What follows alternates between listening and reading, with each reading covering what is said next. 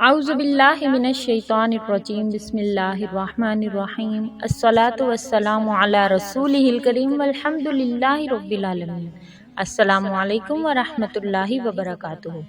معزز سامعین کرام، امید کرتی ہوں کہ آپ سب خیریت سے ہوں گے اور رمضان المبارک کا مہینہ بہت ہی زیادہ عبادات میں اور اللہ تبارک و تعالیٰ کے ذکر میں گزار رہے ہوں گے۔ دوسرا عشرہ آج 20ویں روزے میں ختم ہو جائے گا اور مغرب کے بعد تیسرے عشرے یعنی جہنم سے خلاصی کے عشرے کا آغاز ہو جائے گا۔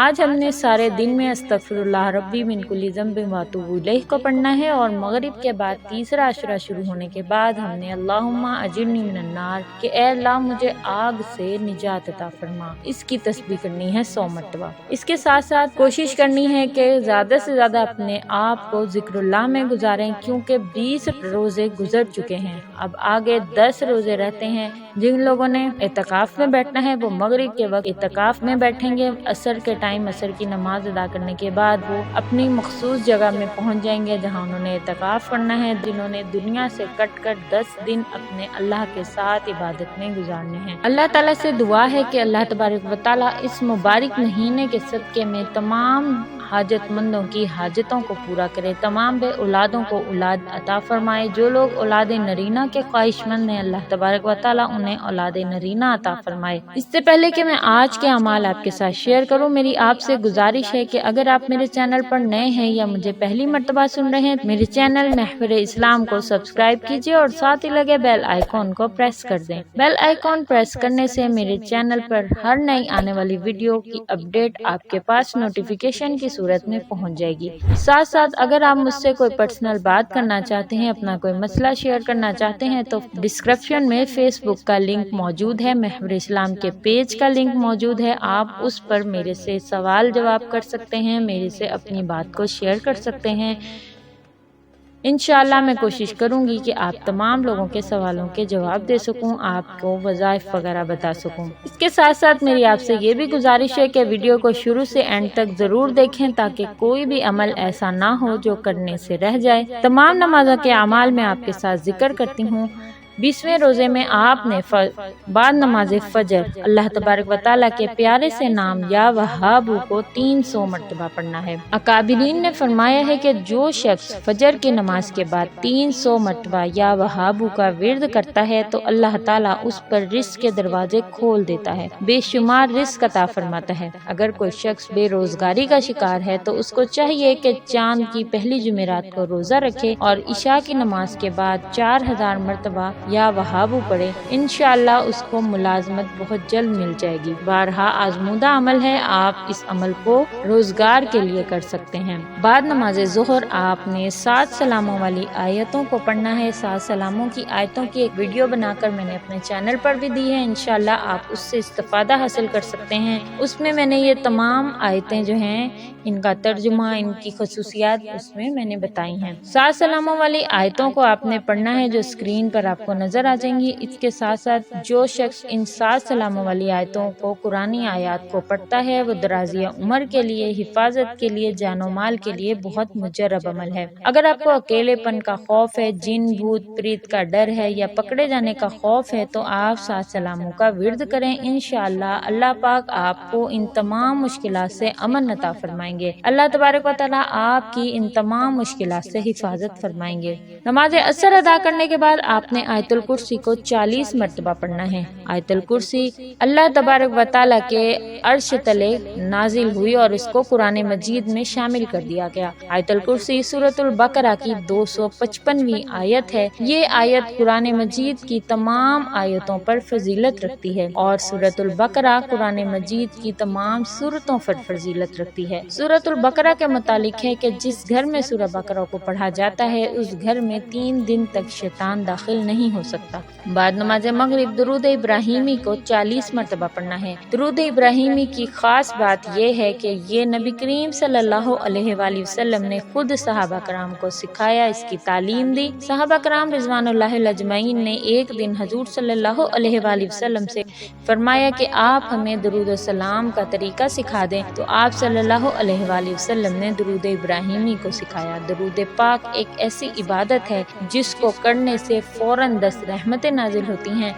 اس کے 10 گناہوں کو معاف کر دیا جاتا ہے اور 10 درجات کو بلند کر دیا جاتا ہے۔ درود پاک ایک واحد ایسی عبادت ہے جو فوراً اللہ تبارک و تعالیٰ کے بارگاہ میں قبول کی جاتی ہے۔ جو شخص درود پاک کو پڑھتا ہے اس کے دنیاوی کاموں کو بھی آسان کیا جاتا ہے اور اس کی آخرت کے کاموں کو بھی آسان کریں گے انشاءاللہ۔ حضور صلی اللہ علیہ وآلہ وسلم نے ارشاد فرمایا ہے کہ جو کوئی یہ چاہتا ہے کہ قیامت کے دن سختیوں اور مصیبتوں سے وہ امن میں آ جائے تو اس کو چاہیے کہ یہ درود پاک پڑھا کرے۔ عشاء کی نماز ادا کرنے کے بعد آپ نے آیت کریمہ کو پڑھنا ہے۔ آیت کریمہ کو 100 مرتبہ پڑھنا ہے۔ جو کوئی بھی مسلمان کسی معاملے میں اپنے رب سے یہ دعا کرتا ہے اللہ تعالیٰ اس کی دعا کو ضرور قبول فرماتے ہیں۔ آیت کریمہ اس میں اعظم ہے۔ حضرت سعد بن ابی وقاص رضی اللہ تعالیٰ عنہ فرماتے ہیں کہ میں نے کہا یا رسول اللہ صلی اللہ علیہ وآلہ وسلم، وہ دعا تو حضرت یونس علیہ السلام کے لیے خاص تھی، وہ تمام مسلمانوں کے لیے عام ہے کہ کوئی بھی اس کے ذریعے دعا کر لے تو اس کی دعا قبول ہوگی۔ آپ صلی اللہ علیہ وآلہ وسلم نے ارشاد فرمایا کہ کیا تم نے قرآن مجید میں نہیں پڑھا کہ ہم نے اسے غم سے چھڑایا اور ہم اسی طرح مومنوں کو بھی چھڑاتے ہیں۔